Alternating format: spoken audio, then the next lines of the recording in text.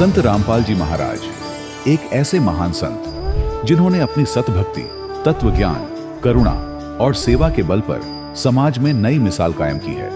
संत रामपाल जी महाराज की अगुवाई में उनके सभी सतलोक आश्रमों से समाज कल्याण के अद्भुत कार्यों ने समाज को सुनहरे भविष्य की एक नई उम्मीद दिखाई है।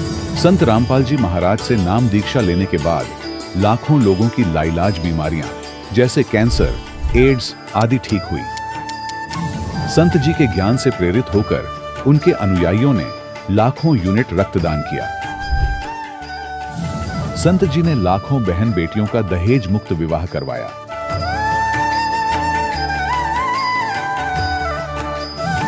संत जी ने लाखों लोगों का नशा छुड़वाया, करोड़ों उजड़े परिवार बसे। संत जी के आश्रमों में समागम के दौरान निःशुल्क नेत्र चिकित्सा, दंत चिकित्सा प्रदान की जाती है। संत रामपाल जी महाराज द्वारा समय समय पर पर्यावरण संरक्षण के उद्देश्य से बड़े स्तर पर वृक्षारोपण किया जाता है। संत जी ने जरूरतमंदों को तत्काल राहत पहुंचाने के लिए एम्बुलेंस सेवा शुरू की। संत जी अपने अनुयायियों को देहदान के लिए प्रेरित करते हैं, जिससे मानवता की सेवा और चिकित्सा क्षेत्र में सुधार हो सके। संत रामपाल जी महाराज के सभी आश्रमों में हर रोज निःशुल्क भंडारा आयोजित किया जाता है, जहां हर वर्ग, हर जाति और हर धर्म के लोग एक साथ बैठकर भोजन करते हैं।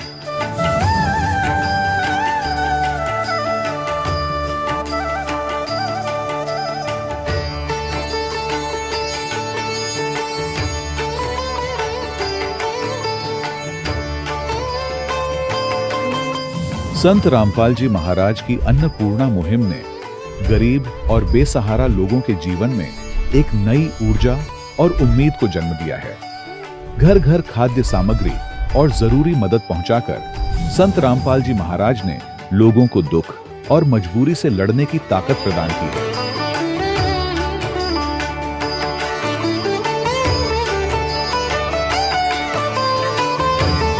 संत रामपाल जी महाराज द्वारा गरीब लोगों के लिए घर बनवाने का अद्भुत कार्य एक ऐसी मिसाल कायम कर रहा है जो सदियों सदियों संत जी की उदारता और दया भावना के तौर पर जाना जाएगा।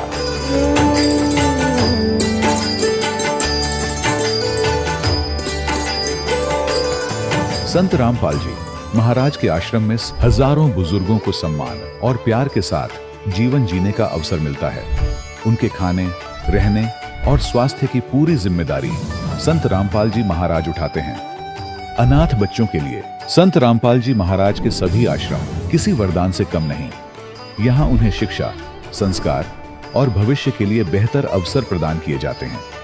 चाहे बाढ़ हो, भूकंप या महामारी, संत रामपाल जी महाराज और उनके अनुयायी हमेशा ही जरूरतमंदों के लिए सबसे आगे खड़े रहते हैं।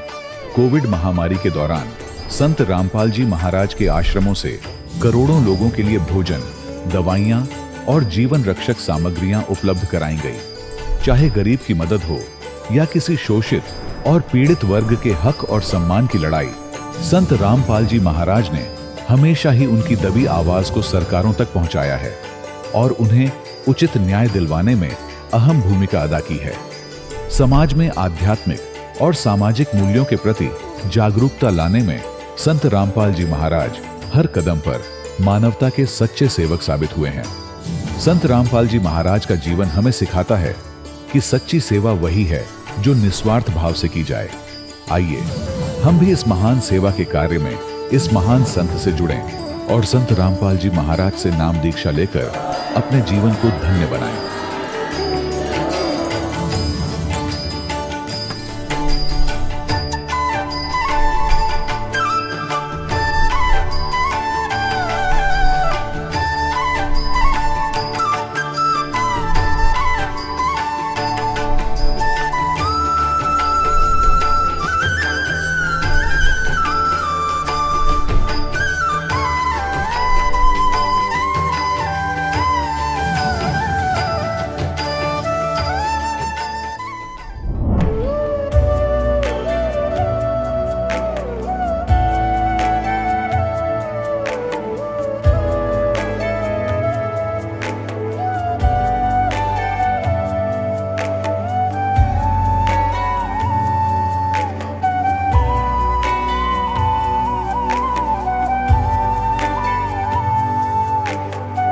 गीता अ18 के श्लोक नंबर 62 में भगवान स्वयं कह रहे हैं कि अर्जुन उस परमेश्वर की शरण में जा जिसकी कृपा से परम शांति व शाश्वत स्थान अर्थात सतलोक को प्राप्त होगा।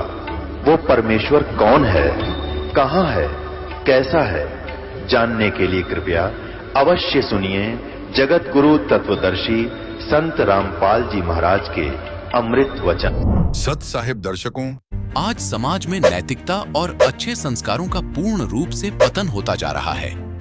लोग नशे और बुरी संगत में फंसकर ऐसे घिनौने कर्म कर बैठते हैं जिसका खामियाजा पूरे समाज को भुगतना पड़ रहा है। वहीं दूसरी ओर एक ऐसा भी वर्ग सामने आया है जो तत्वदर्शी संत रामपाल जी महाराज जी के तत्व ज्ञान को अपने जीवन में गहराई से उतार रहे हैं। लाखों लोग बुरे कर्मों को छोड़ अच्छे संस्कारों को ग्रहण कर रहे हैं और धरती पर स्वर्ग जैसा माहौल बनाने की ओर अग्रसर हो रहे हैं। इसका ही जीवंत उदाहरण बने हैं संत रामपाल जी महाराज जी के ही एक अनुयायी बदरपुर दिल्ली के रहने वाले अमित कुमार जी। ये पहले बहुत ज्यादा नशा करते थे, बुरी आदतों के आदी हो चुके थे और गलत संगत में फंसकर अपना मानव जीवन नष्ट कर लिया था। इसके साथ ही इनके परिवार में भी दुखों की कमी नहीं थी। बहन की मृत्यु हो गई तो वहीं पापा जी को जानलेवा बीमारी टीबी हो गई थी।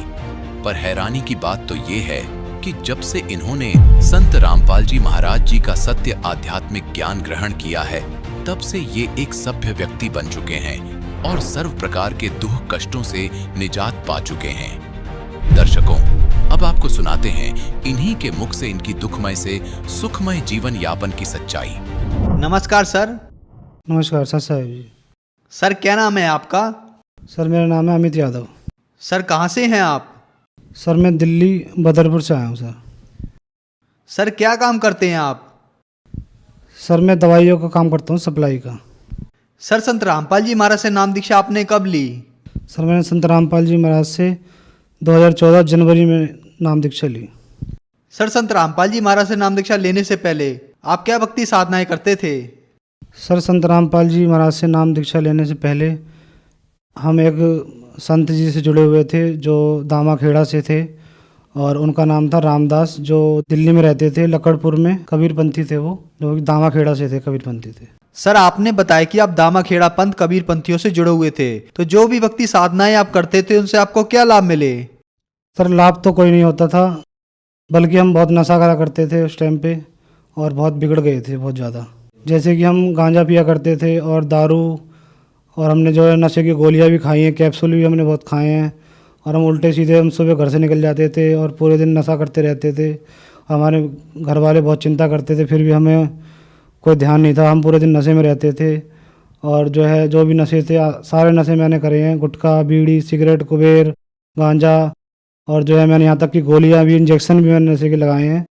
और जो कि हम पूरे दिन घर से बाहर रहते थे और नशा ही करते थे, बहुत गंदा लत पड़ गई थी हमें नशे की।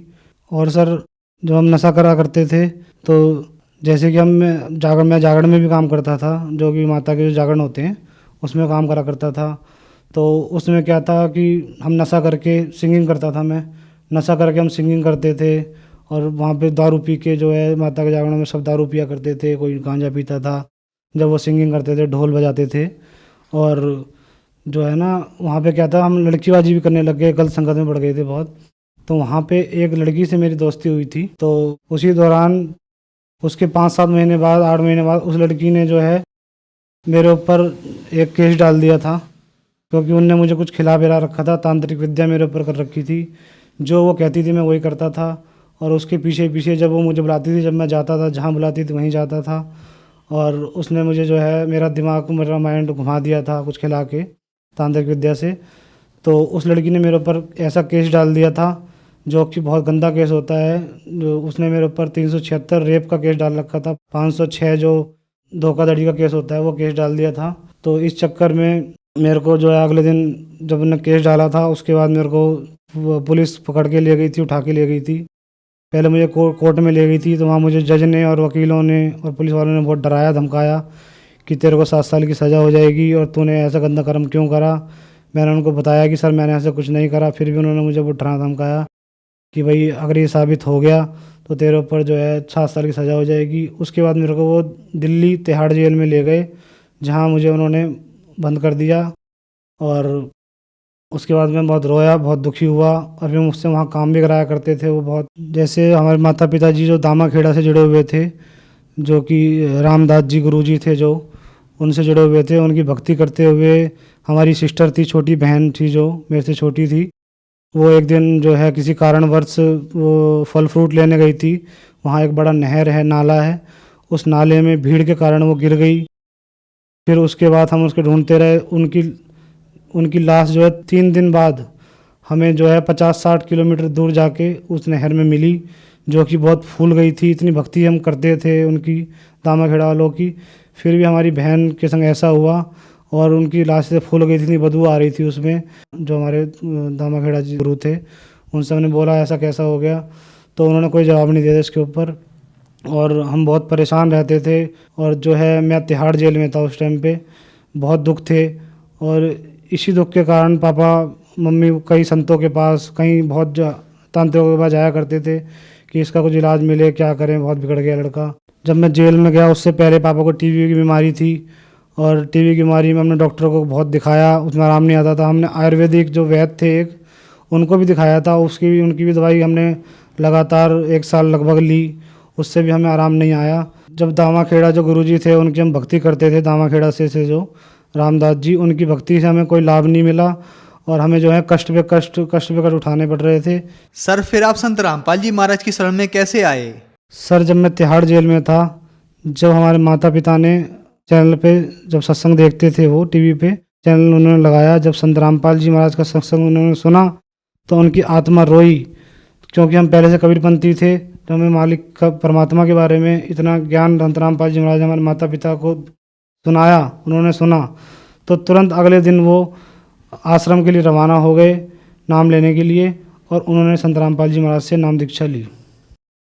सर आपने बताया कि आप दामाखेड़ा पंथ कबीर पंथियों की भक्ति करते थे, उनसे आपको कोई लाभ नहीं हुआ बल्कि हानि हुई। आप मात्र 18 साल की उम्र में नशा करते थे, शराब पीते थे, हुक्का पीते थे, चेलम भी पीते थे, नशे की गोलियां भी खाते थे, यहाँ तक कि आप नशे के इंजेक्शन भी लगाया करते थे। आप नशे में बुरी तरह डूब गए थे।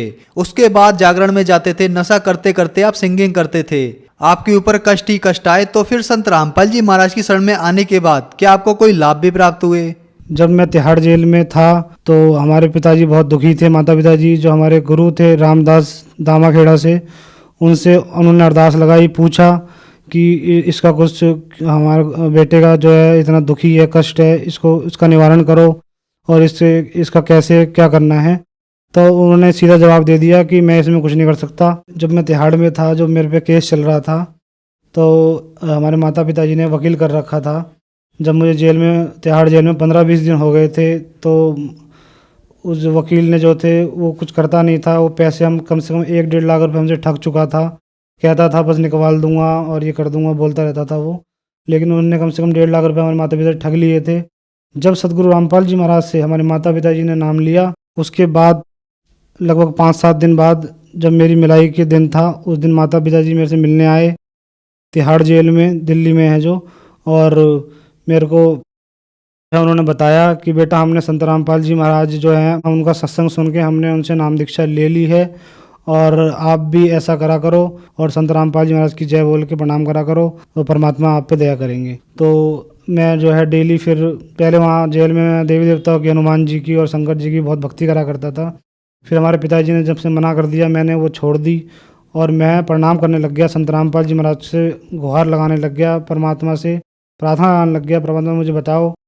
और उसी के 4 दिन बाद रात का समय 8 बजे था, जब मैं बैरिंग के अंदर था और मैं बहुत माता पिता की याद आ रही थी और मैं उस टाइम रो रहा था, तो मेरी आवाज़ लगाई, जो वहाँ पुलिस वाले होते हैं उन्होंने आवाज़ लगाई अमित यादव के नाम से। तो मैं उठा, तो मैंने सोचा क्या हो गया, क्या मुझे और कहीं ले जा रहे हैं या मुझे मारेंगे। मैं बहुत डर गया था, लेकिन उन्होंने बोला कि भाई तेरी जो है बेल हो गई है और 9 बजे तेरे को जो है बाहर चले जाना। उन्होंने बोला था बाहर छोड़ के आएंगे 9 बजे। उस टाइम फिर मैं बाहर आया, फिर मेरे माता पिताजी मुझे मिले, बहुत रोए थे माता पिताजी और मुझे घर ले गए। फिर अगले दिन मुझको आश्रम संत रामपाल जी महाराज के पास ले गए, जहाँ मैंने सतगुरु रामपाल जी महाराज की दया से नाम दीक्षा ली। हमारे वकील थे जो, उन्होंने मुझे साइड में ले जाके बताया और तेरे को बाज्यत बरी होगा तू, और ये मेरे बस की बात नहीं है, ये तुम्हारे जो गुरु हैं संत रामपाल जी महाराज उनकी कृपा है।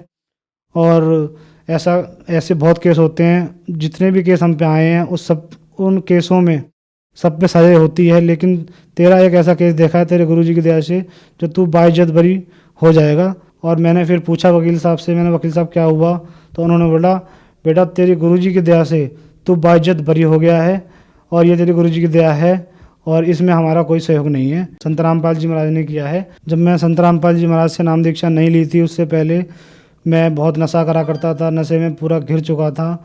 उससे मेरे मम्मी पापा रिश्तेदार सब परेशान थे। जैसे मैं दारू भी पिया करता था और गांजा अफीम, और मैंने जो है गोलियां भी नशे की खाई है, इंजेक्शन भी मैंने लगाए, और गुटखा बीड़ी मैंने कुछ नहीं छोड़ा, जो भी नशा है सब नशा मैं करता था और मेरा बुरा हाल हो चुका था। मैं सूख के एकदम जैसे मरने की तरह हो जाते हैं, बिल्कुल सुकड़ा पतला सा हो गया था। और मुझे सब चिढ़ाया करते थे रिश्तेदार, मुझे हमारे माता पिता को बोला करते थे कि ये मर जाएगा। और जब मैंने संत रामपाल जी महाराज से नाम दीक्षा ली तो ये सब नशे मेरे छूट गए और मुझे बहुत अच्छा मालिक की तरह से जीवन मिला।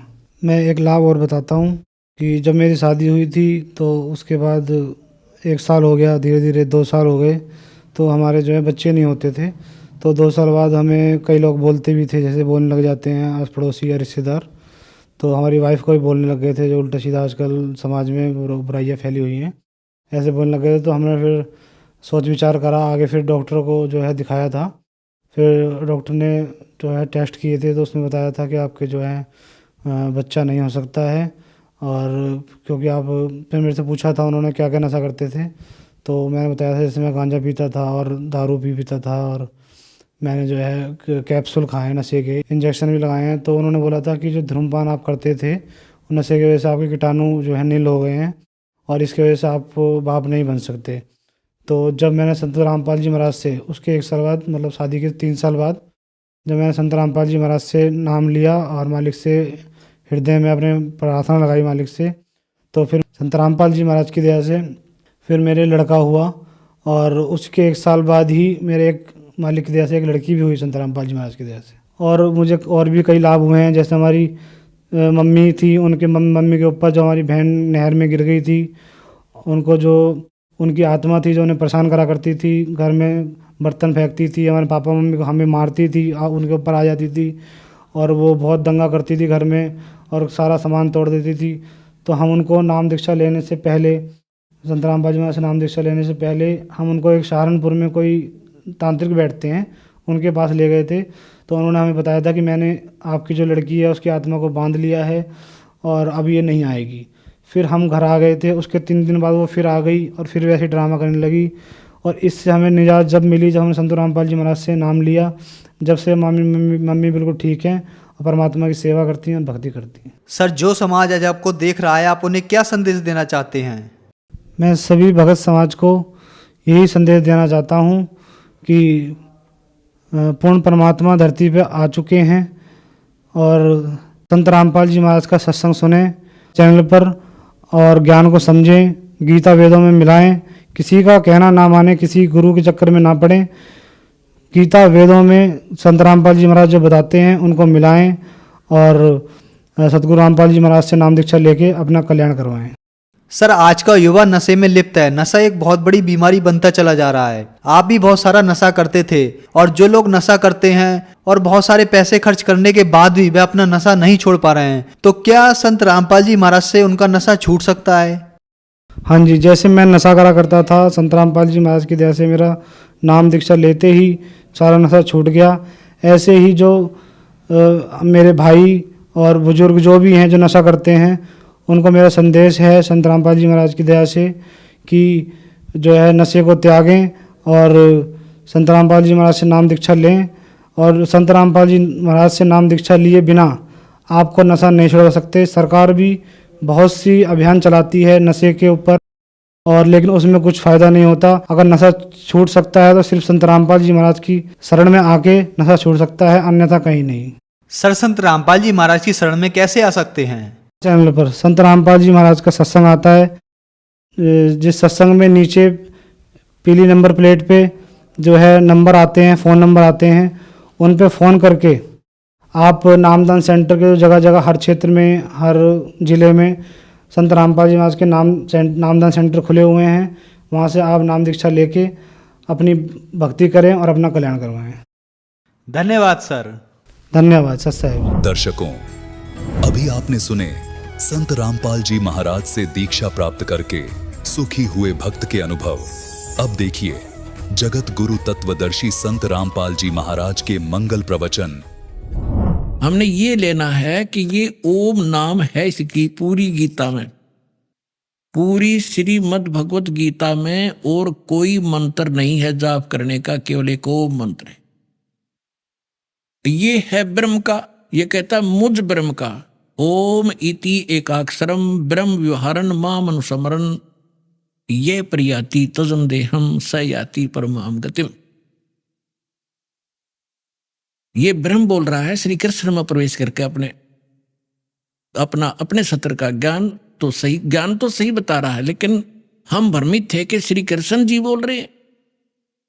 श्री कृष्ण जी को तो पता ही नहीं मैंने गीता में बोला क्या था। अब गीता अध्याय नंबर 17 के श्लोक नंबर 23 में गीता ज्ञानदाता कहता है कि जो वो परमात्मा है, तत्ब्रह्म है, उसकी भक्ति तत्वदर्शी संत बताएंगे, उनसे पूछो। और उसका संकेत दिया ओनली, देखिएगा गीता अध्याय नंबर 17 का, और ये श्लोक नंबर हम यहाँ आएंगे 23 पे। इसमें लिखा कि ओम तत्सत इति निर्देश ब्रह्मण तिर्विध समर्थ ब्राह्मणा तेन वेदा च यगा च विहिता पुरा। ये खुद का अनुवाद करते हैं ओम ओम तत् तत् सत सत। यह ऐसे यह 3 प्रकार का सच्चिदानंद घन ब्रह्म, ब्रह्मण सच्चिदानंद घन ब्रह्म अर्थात परम अक्षर ब्रह्म का नाम कहा है। ये है परम अक्षर ब्रह्म का नाम, और वो है केवल वो ओम मंत्र, वो है केवल ब्रह्म का मंत्र। अब जो दास आपको सिद्ध करना चाहता है कि ये गीता ज्ञान दाता ब्रह्म है, और ब्रह्म का मंत्र है ओम, और ये ब्रह्मा विष्णु महेश का पिता है। और ओम नाम आज तक ये ऋषि महर्षि और दुर्गा इस ओम तक के मंत्र को ही महत्व देते रहे। इनको वो ओम तत्सत मंत्र का ज्ञान नहीं था जिसे मोक्ष होना है। अब ये तो आपको दिखाया श्रीमद् भगवत गीता में। इससे आपको साथ साथ ये भी क्लियर होगा कि दास जो कह रहा है कि वही वेदों वाला ज्ञान श्रीमद् भगवत गीता में है, लेकिन इनमें इनकम्प्लीट नॉलेज है, कंप्लीट नहीं है, लेकिन गलत नहीं है। और जो पुराण हैं, उपनिषद हैं, वो ज्ञान यदि इन दोनों शास्त्रों से मेल नहीं खाता है तो वो नकली है, झूठा है, वो शास्त्र विरुद्ध ज्ञान है। जैसे राधे राधे श्याम मिला दे, हरे कृष्ण हरे राम, ओम नमः शिवाय, ओम भगवते वासुदेव नमः, इस तरह की जो ना उठ पटांग से जो मंत्र इन्होंने जाप करने के लिए हमें दे रखे हैं, ये शास्त्र विरुद्ध है। ये मंत्र नहीं है मोक्ष के। ये मंत्र जो दास आपको बता रहा है, जैसे आपको प्रथम मंत्र दिया जाता है जिसमें सभी कमलों में बैठे ये प्रधान, क्योंकि हम इस शरीर में आके फंस गए, और ये ब्रह्मांड समझो, एक पिंड समझो, एक अंड समझो, ये एक ही है। और हम इसे जब निकलेंगे, जब हम यहाँ के प्रधानों से जो हम सुविधाएं प्राप्त कर रहे हैं और हम ऋणी हो गए हैं, कर्जवान हो गए हैं, लोन हमारे पर गढ़ा हो गया कर्ज, तो हम इनसे बरी हो जाएंगे, तब हम चलेंगे। तो वो मंत्र भी उस सूक्ष्म वेद के अंदर, तत्व ज्ञान के अंदर वो मंत्र कंप्लीट लिखा हुआ है जो दास आपको देता है। उसके बाद फिर मंत्र है वो सतनाम। ये सतनाम मंत्र भी परमात्मा की वाणी में उस सूक्ष्म वेद में लिखा है, और जिन महापुरुषों ने परमात्मा पाया उन्होंने यही नाम जाप करा। लेकिन सार नाम की छींट भगवान ने लागण नहीं दी। और सतनाम तक आपको संकेत जरूर दूंगा ताकि आपको दृढ़ता आवे कि सचमुच ये है वो सतनाम जो आज तक ढोल पीटा करते, सतनाम सतनाम करया करते, पर इनको सतनाम का कख भी नहीं पता था। सतनाम है क्या चीज, जो ठेका ले रहे थे सतनाम का, खास कर ये राधा स्वामी पंथ वाले, इनको खुद नहीं मालूम सतनाम सतलोक है, सचखंड है, के सांग है। यो तो पुण्यात्मा धीरे धीरे आपको पूरा कोर्स कराया जाएगा।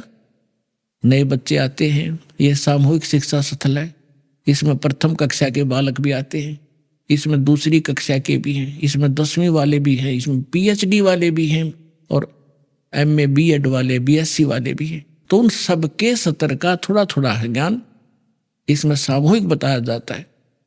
तो जिसके जो सत्र का होगा उसको उतना ही ग्रहण हो जाएगा। अब आपको दिखाते हैं यजुर्वेद अध्याय नंबर 40 के मंत्र नंबर 15 को। इसमें भी यही कहा है, देखिएगा। और इसके अनुवादक है महर्षि दयानंद, प्रकाशक है सार्वदेशिक कार्य प्रतिनिधि सभा 2/5 महर्षि दयानंद भवन, रामलीला मैदान, नई दिल्ली से। और ये यहां से छपा है, prince offset printer 1510 Pataudi house, Daryaganj, New Delhi से।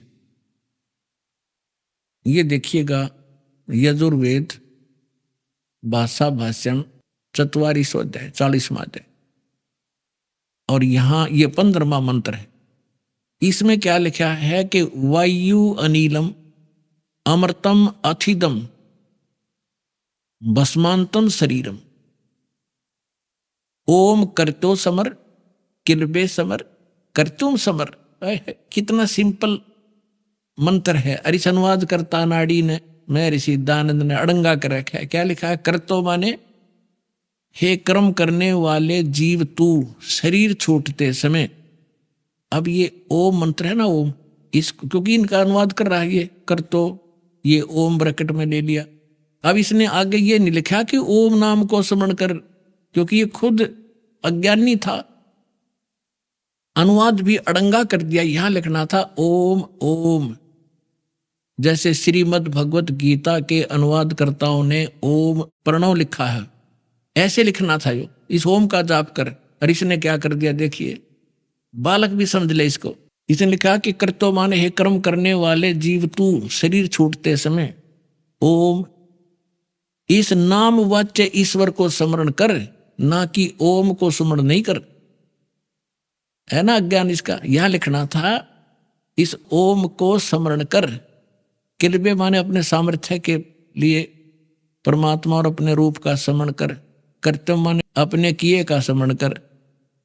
इसका संस्कार वायु धनंजय, वायु अनिलम कारण रूप वायु को, कारण रूप वायु अविनाशी कारण को धारण करता। इसके अनंतर यह शरीर नष्ट होने वाला, सुखादि का आधा आश्रय शरीर अंत में भस्म होने वाला है सतजान।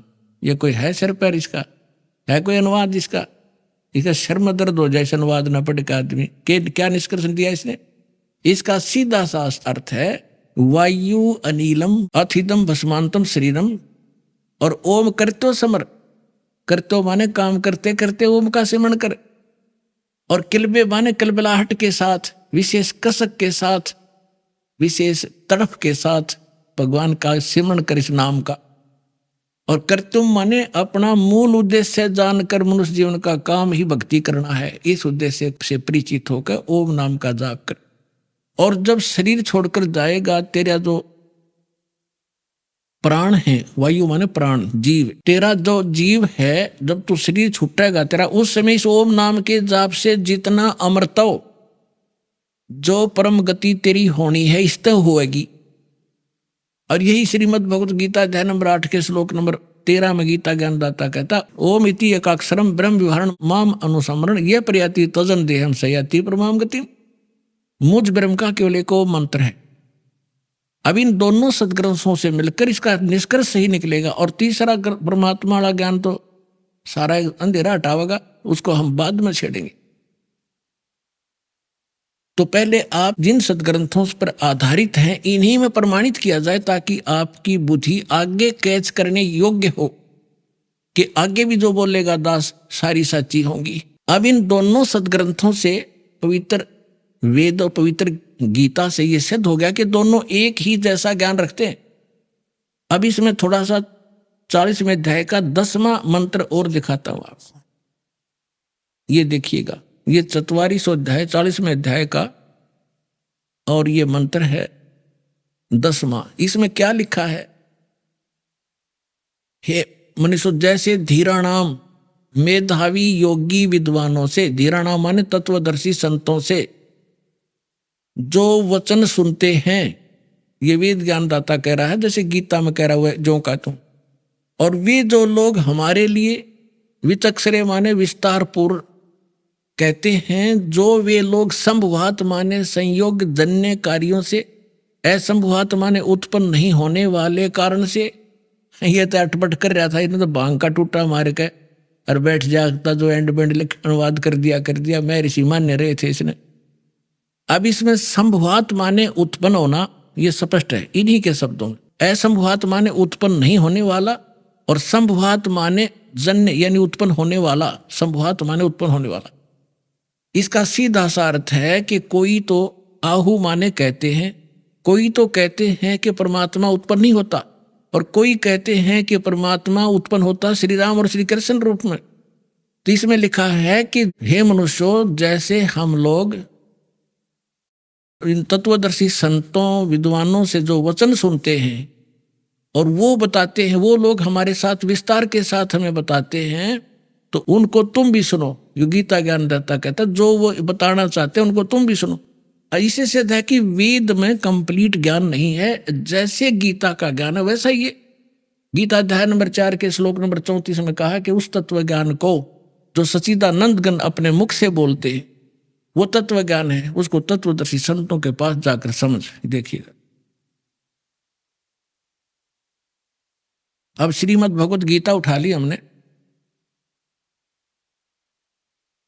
अध्याय नंबर 4 का और श्लोक नंबर 32 आपको दिखाते हैं।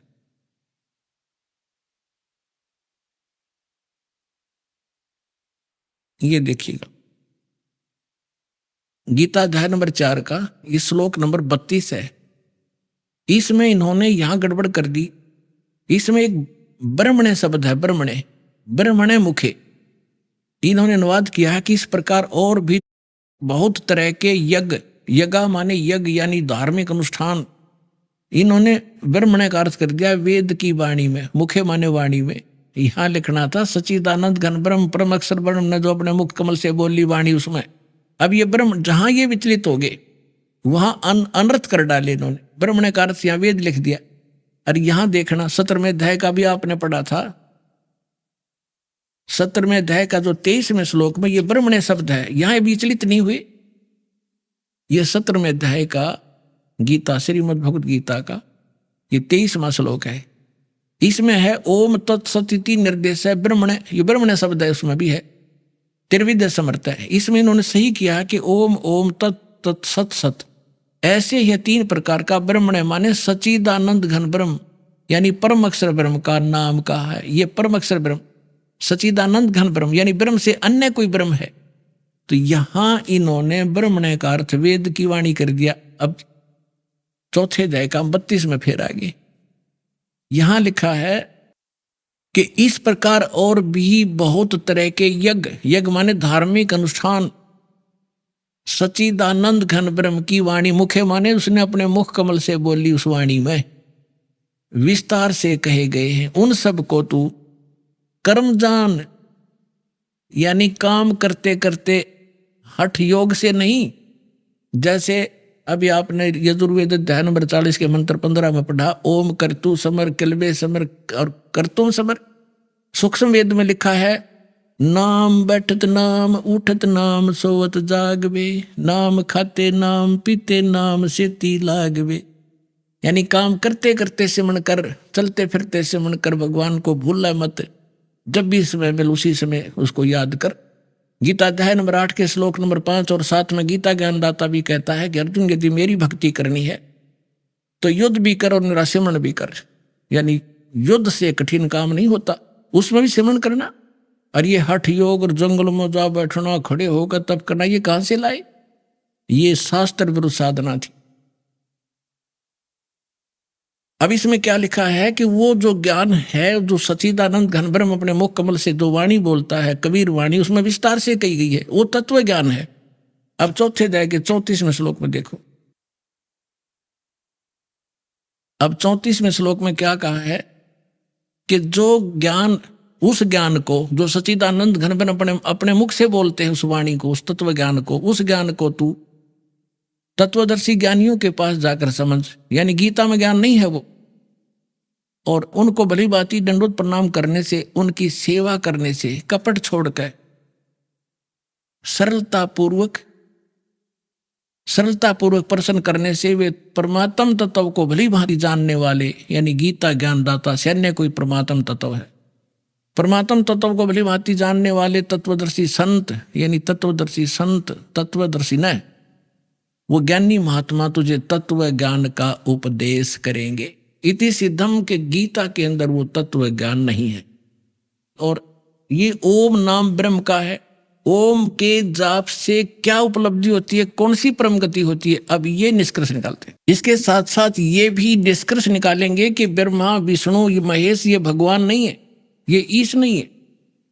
हमारे सदग्रंथों में लिखा, देखिएगा, ये शिव महापुराण, इसमें संस्कृत भी साथ है, प्रथम भाग। ये कहां से छपा है? श्री शिव महापुराण, विद्यावरिधि पंडित ज्वाला प्रसाद जी मिश्रकृत, हिंदी टीका सहित, खेमरा श्री कृष्णदास प्रकाशन, मुंबई। अब आपको थोड़ा वर्बली समझाता हूं कि एक बार श्री ब्रह्मा जी विष्णु जी के पास चले गए और इन ऋषि महर्षियों ने जो साधनाएं की, हठ योग किए, समाधिस्थ हुए, ये काल भगवान जो इन ब्रह्मा विष्णु महेश का पिता है, इसने प्रतिज्ञा कर रखी है कि मैं अपने ओरिजिनल काल रूप में कभी किसी के समक्ष नहीं आऊंगा। तो ये क्या करता है, जो ये ऋषि लोग समाधि लगाया करते, हठ योगी ने सीख रखा था, डले डौन की आदत थी, तो किसी को ब्रह्मा जी के रूप में दर्शन दे देता। जो ब्रह्मा जी को ये आम ऋषि अपने पास ही देखा करते थे साकार में, किसी को विष्णु जी के रूप में दर्शन दे देता, किसी को शिव जी के रूप में, अपने पुत्रों के रूप में। तो जो साधक था वो ये कहने लग जाते, भाई ये ब्रह्मा जी खुद भगवान है, ये अपने को छुपाए बैठे। इस बात से ब्रह्मा जी फूल गए, मैं प्रजापिता हूं। और जिनको विष्णु जी के रूप में दर्शन दिए उसने, वो विष्णु जी के गुणगान करने लगे कि ये सर्वेश्वर है, महेश्वर है, सारी सृष्टि के रचने वाले यही है। इस बात से विष्णु जी को भ्रम हो गया कि मैं भगवान हूं। और इसी तरह शंकर भगवान की सती थी, जानो।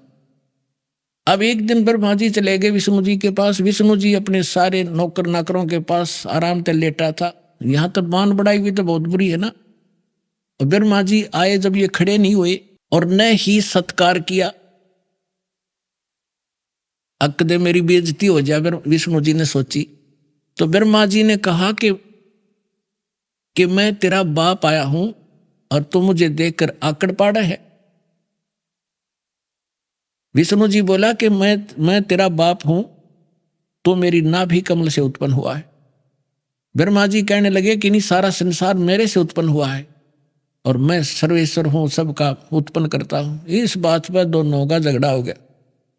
फिर ये काल ने इनके बीच में एक लिंग खड़ा कर दिया, तेजों में स्तंभ, बहुत लंबा चौड़ा। ये झगड़ा भूल गए, उसका और छोर खोजन लगे। फिर वो खुद आ गया अपने पुत्र शिव जी का रूप बना के, और फिर लग गया इनको ज्ञान देने कि तुम भगवान नहीं हो, अपने आप को भगवान मान बैठे। ये देखिएगा, अब हम इस पुस्तक से आपको क्लियर करेंगे। श्री शिव महापुराण, विद्यावरिधि पंडित ज्वाला प्रसाद जी मिश्रकृत, हिंदी टीका सहित, खेमरा श्री कृष्णदास प्रकाशन, मुंबई। इसके ये देखिएगा, विद्वेश्वर संहिता है ये, 11 पृष्ठ पे विद्वेश्वर संहिता अध्याय 6 भाग 1। इसमें लिखा है, नंदी केश्वर बोले, जो शंकर भगवान का वाहन है, नंदी केश्वर बोले कि हे योगेंद्र, आगे एक समय विष्णु भगवान शेष सैया पर अपने गरुड़ादि पार्षदों से संयुक्त लक्ष्मी सहित शयन करते थे, लेटे हुए थे। उस समय ब्रह्म ज्ञानियों में श्रेष्ठ ब्रह्मा जी अपनी इच्छा से वहां आए। सब प्रकार से सुंदर सेज पर शयन करते हुए कमल लोचन विष्णु जी से पूछने लगे,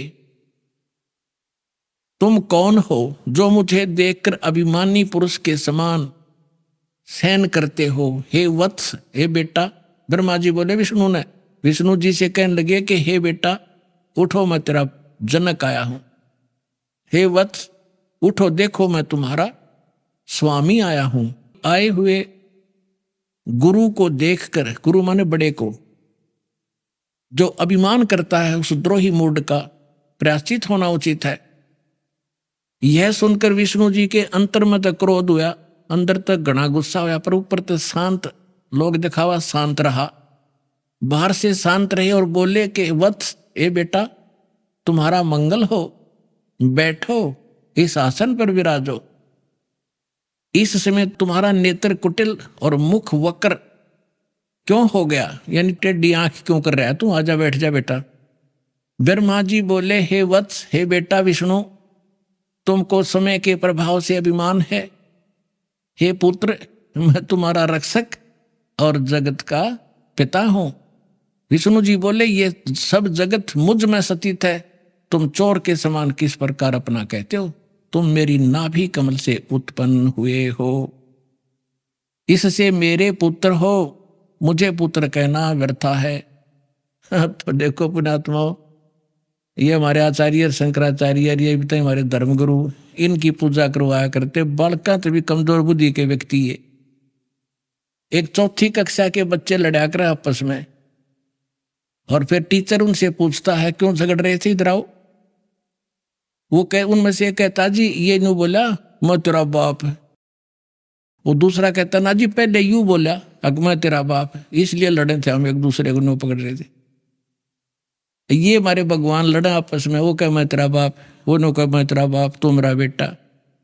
और फिर इनके बाप ना आके इनका छुटकारा करवाया।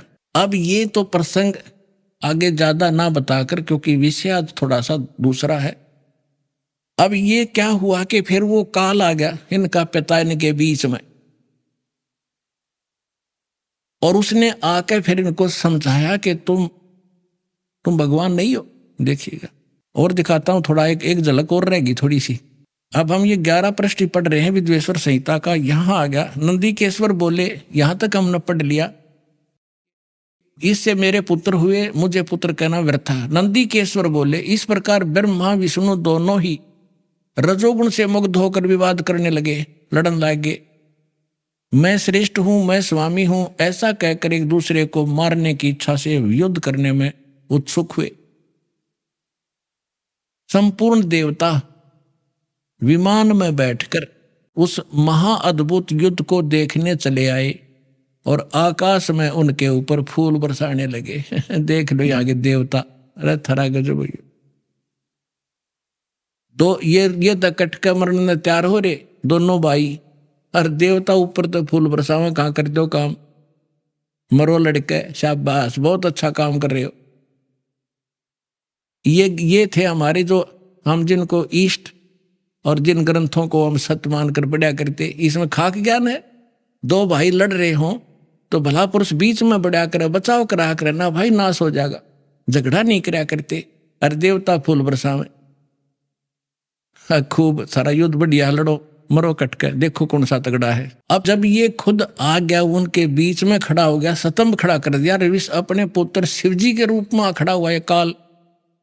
अब फिर ये क्या बताती है, देखिएगा 17 पृष्ठ पे विद्वेश्वर संहिता। अब 17 पृष्ठ पर आ गए हम। विद्वेश्वर संहिता भाग 1 अध्याय 9, वो 5 था। इसमें फिर यहीं से शुरू होता है कि नंदीकेश्वर फिर आगे बता रहे हैं, नंदीकेश्वर बोले इस प्रकार उन दोनों की अज्ञानता, ब्रह्मा विष्णु महेश की अज्ञानता और वैर को दूर करने के अर्थ, यानी दूर करने के अर्थ उन दोनों से कहा, ब्रह्मा और विष्णु से कहा उस काल ने।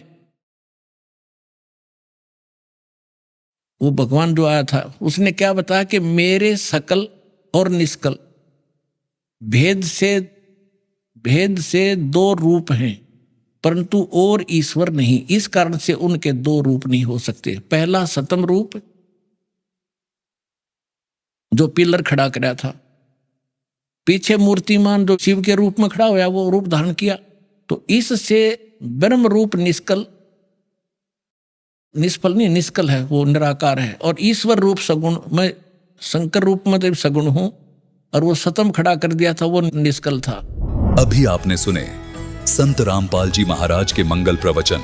आइए अब सुनते हैं संत रामपाल जी महाराज से नाम दीक्षा लेकर सतभक्ति करके अद्भुत लाभ प्राप्त करने वाले अनुयायी के विचार। दर्शकों, जब एक सफल वकील जो समाज में अपनी पहचान और प्रतिष्ठा बना चुका हो आध्यात्मिक मार्ग पर चलने का निर्णय लेता है, तो यह एक असाधारण कहानी बन जाती है। ऐसी ही प्रेरणादायक कहानी है लुधियाना, पंजाब के विकेश जी की, जो पेशे से एडवोकेट और हनुमान जी के कट्टर भक्त थे। विकेश जी के जीवन में सफलता और उपलब्धियों की कोई कमी नहीं थी।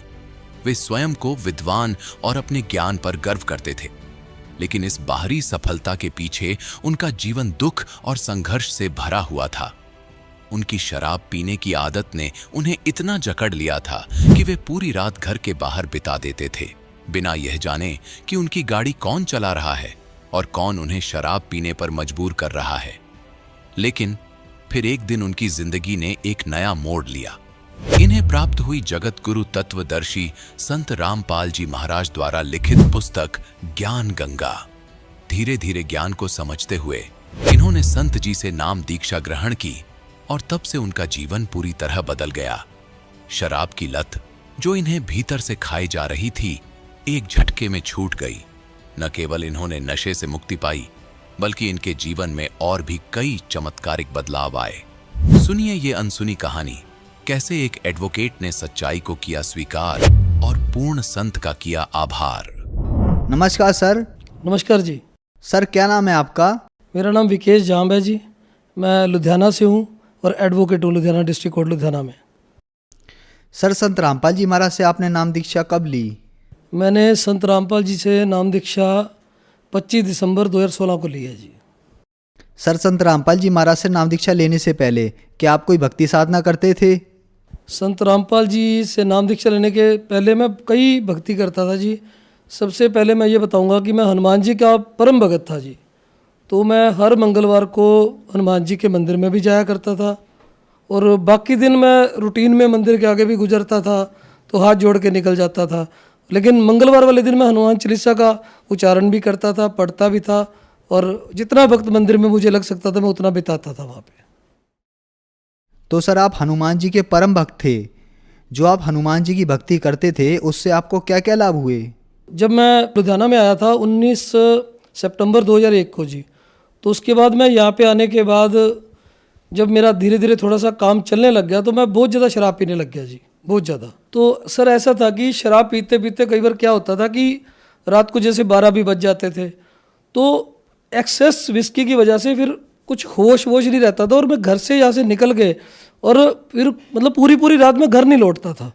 फिर नेक्स्ट डे मेरे को कोर्ट भी जाना होता था, तो बड़ी हालात बड़े अजीब से थे। मैं कोर्ट भी जाता था, क्या करता कि मुझे काम भी करना है, और मुझे अपने आप से घृणा होने लगी थी कि मैं ये क्या कर रहा हूँ, मैं क्यों इतनी पी रहा हूँ। मुझे ये पता था कि मैं जो कर रहा हूँ मैं गलत कर रहा हूँ, लेकिन मुझे कोई भी ऐसी चीज़ आज तक नहीं मिली थी कि जिसकी वजह से मैं इसको छोड़ूँ। मैं सोच रहा था कि इसको छोड़ूँ तो कैसे छोड़ूँ। तो बहुत कोशिश की मैंने। इवन कई बार घर पे भी बात होती थी तो जो हमारे नियर्स एंड डियर्स हैं वो भी मेरे को कहा करते थे कि हम तेरी सब बातें मानने को तैयार हैं, लेकिन अगर तू ये विस्की छोड़ दे तो हमारा जो घर है ये ठीक हो सकता है।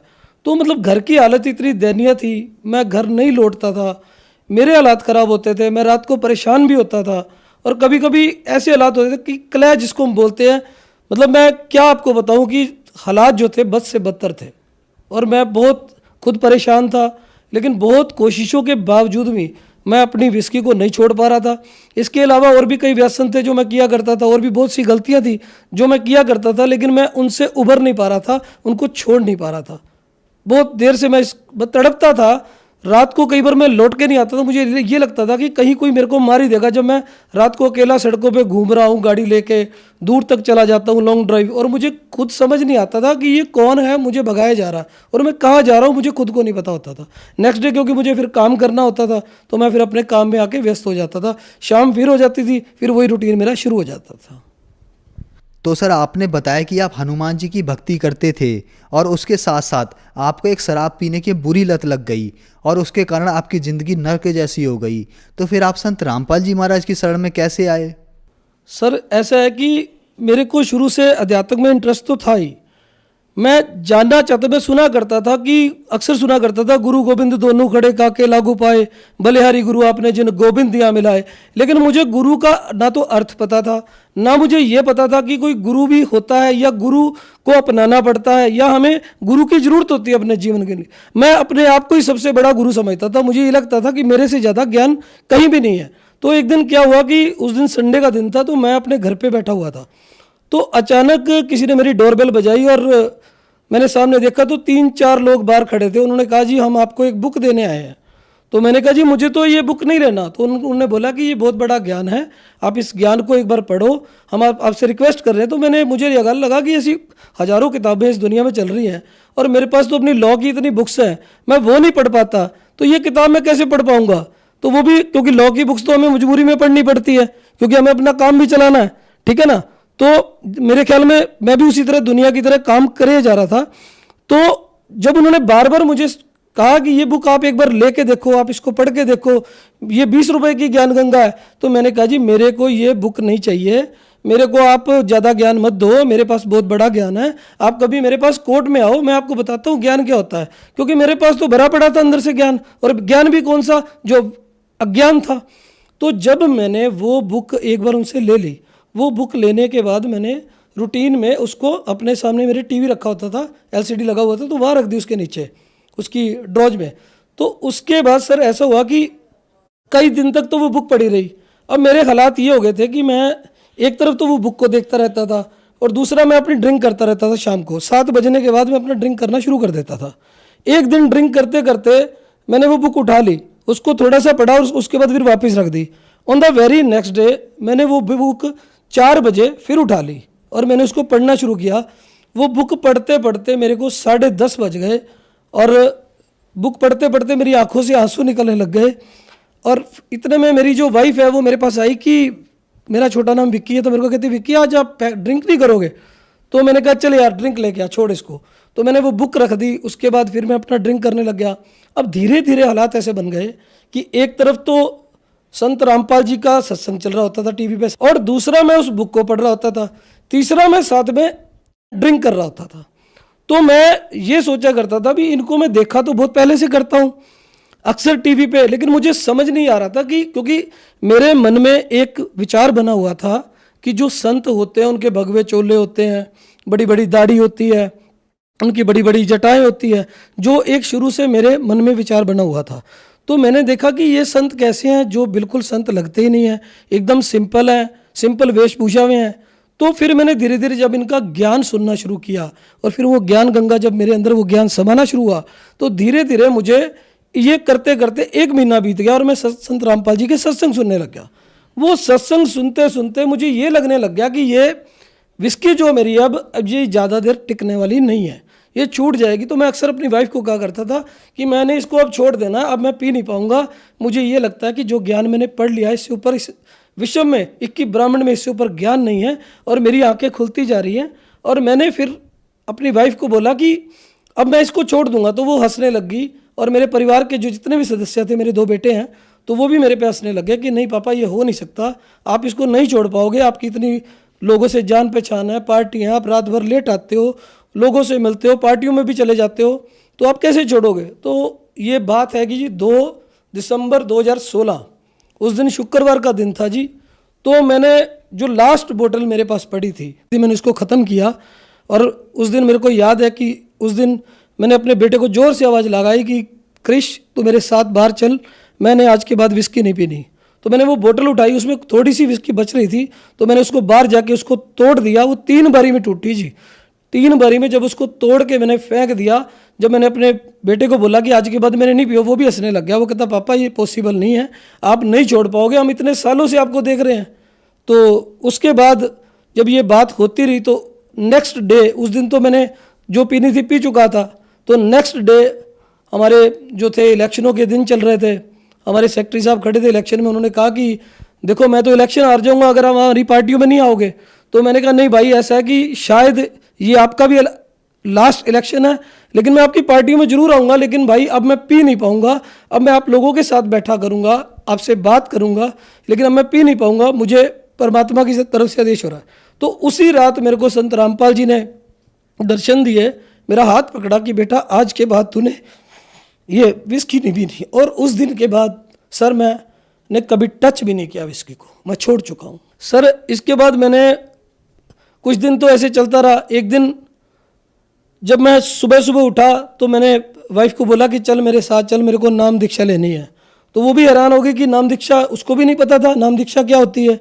तो उससे पहले मैंने काफ़ी फ़ोन किए जो नंबर ये पट्टी पे चलते हैं, लेकिन धीरे धीरे मुझे इस बात का एहसास होने लग गया कि संत रामपाल कोई आम इंसान नहीं है। जिनको मैं आज तक मनुष्य समझ रहा था वही कोई और है।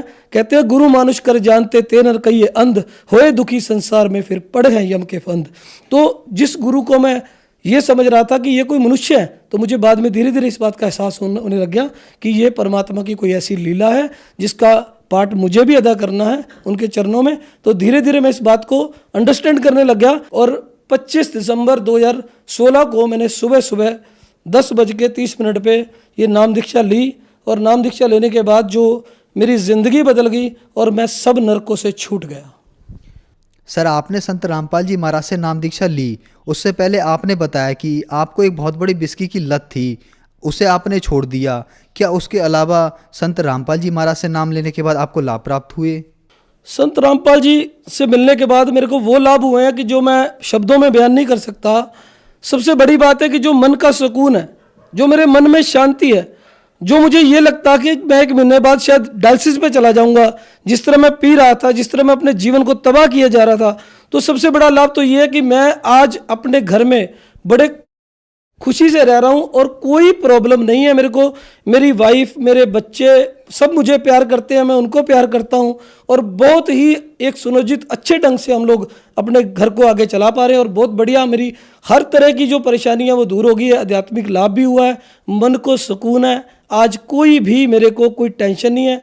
और जो मैंने अपने जीवन में बदलाव देखा है, मैं कहता हूँ मैं सबको, पूरे जगत को, समाज को ये रिक्वेस्ट करता हूँ हाथ जोड़ के भी आप एक बार ये ज्ञान गंगा किताब को जरूर पढ़ें। और क्योंकि ज्ञान है, ज्ञान कहीं से भी मिले उसको एक बार जरूर लो और आप सारे वेद शास्त्रों से इस ज्ञान को टैली करो, किसी पे विश्वास मत करो। आप पहले इसको पढ़ो, पढ़ने के बाद इस पे विचार करो, सभी वेद ग्रंथ लेके आओ और उनमें आपको खुद पता चल जाएगा कि संत रामपाल जी जो ज्ञान दे रहे हैं इससे बड़ा ज्ञान इस सिक्की ब्राह्मण में नहीं है। जो श्रद्धालु आज आपको सुन रहे हैं उनको आप क्या संदेश देना चाहेंगे? देखिए, मैं उन सबको यही संदेश देना चाहूँगा कि जल्दी से जल्दी सभी लोग संत रामपाल जी की शरण में आए और ये अपना कल्याण करवाएं ताकि आने वाला जो जीवन है वो ठीक हो सके। सर संत रामपाल जी महाराज से नाम दीक्षा कैसे ले सकते हैं?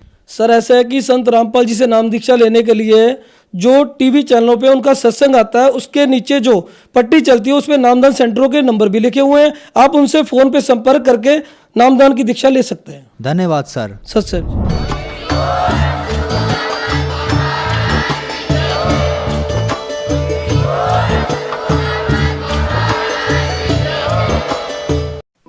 आप सुन रहे थे जगत गुरु तत्वदर्शी संत रामपाल जी महाराज के मंगल प्रवचन। अधिक जानकारी के लिए संपर्क करें।